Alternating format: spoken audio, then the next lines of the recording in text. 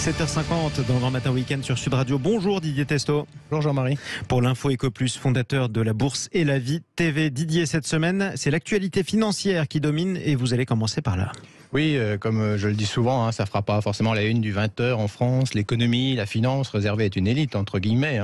Alors j'aimerais prendre quelques minutes pour expliquer ce qui s'est passé cette semaine avec la Réserve fédérale américaine. Pour commencer, la Banque centrale qui a relevé ses taux et c'est historique, 0,75%. C'était attendu, mais c'est la première fois ce niveau-là, ce montant depuis 1994. Les intérêts sont maintenant entre 1,5, ces taux directeurs 1,5 et 1,75%. En mars, il faut rappeler, ils étaient encore quasi nuls. C'est important. Alors Didier, qu'est-ce que ça veut dire pour l'économie mondiale ? Alors clairement, la Fed a pris conscience qu'il fallait accélérer. Les spécialistes disent depuis des mois que l'inflation n'est pas juste transitoire, que les banquiers centraux doivent agir. Parmi les pronostics des prochains mois, certains anticipent même une inflation qui pourrait atteindre les 10% aux États-Unis. Un autre investisseur disait récemment que le taux d'épargne des Américains avant la crise Covid tournait autour de 8%. Il est aujourd'hui à 4%, ce qui veut dire qu'il ne reste plus grand-chose pour faire face aux hausses actuelles de prix.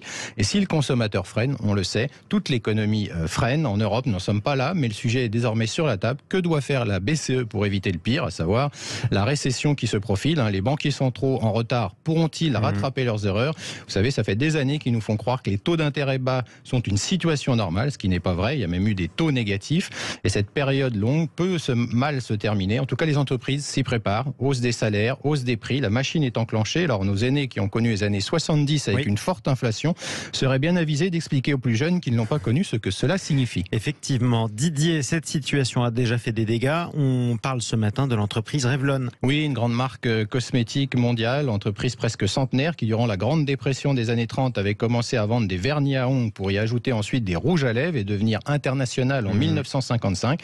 Elle a déposé son bilan en vertu du chapitre 11, spécifique aux États-Unis, incapable de gérer son lourd endettement après avoir échoué à tirer parti, notamment du boom des ventes de cosmétiques tirées par les influenceurs des médias sociaux. Elle a complètement raté ce virage et donc elle a demandé la protection à New York. Elle a des dettes aujourd'hui de plus de 3,7 milliards de dollars.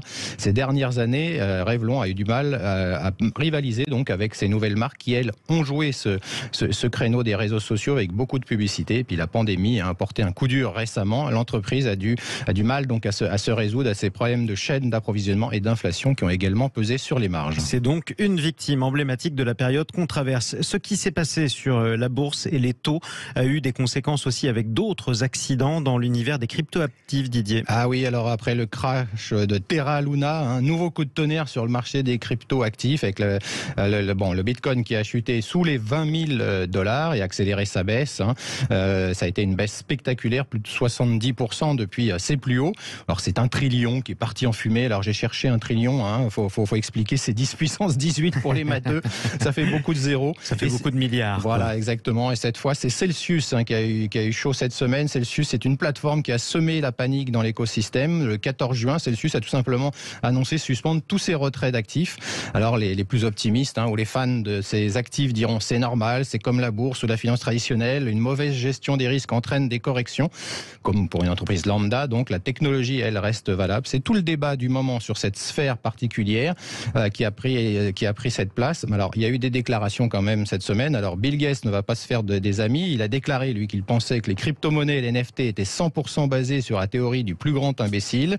Et puis quand même, puisqu'il y a eu quand même un certain nombre de manipulations, Elon Musk, lui, est poursuivi par un investisseur qui lui reproche d'avoir manipulé le cours du Dogecoin et lui réclame 258 milliards de dollars. Oui, ça va effectivement très loin. Je vous le rappelle d'ailleurs pour tous ceux qui sont passionnés de crypto-monnaies, qui peuvent suivre à partir de 13h et ce jusqu'à 13h30 ce dimanche. Parlons crypto, c'est l'émission de l'actualité des crypto-monnaies et crypto-actifs et crypto-investissements en compagnie de Stéphane Moller. Merci beaucoup Didier Testo. Merci à vous. D'être intervenu sur Sud Radio. Je rappelle d'ailleurs qu'on peut continuer à suivre vos analyses économiques, financières, notamment sur la consommation, sur la Bourse et la Vie TV, et puis aussi sur la chaîne YouTube de Sud Radio. Allez, restez avec nous les amis, on va parler rugby sur Sud Radio, la radio du rugby. Juste après le journal de 8h, place au compagnero Daniel Herrero, avec qui vous avez vécu hier soir sur Sud Radio la qualification de Montpellier pour une nouvelle finale. C'était hier justement contre l'Union Bordeaux-Bègles. On va parler aussi de l'autre demi-finale, celle qui s'est jouée avant-hier, 18-24. Ça c'est pour ceux qui me demandent le score entre Castres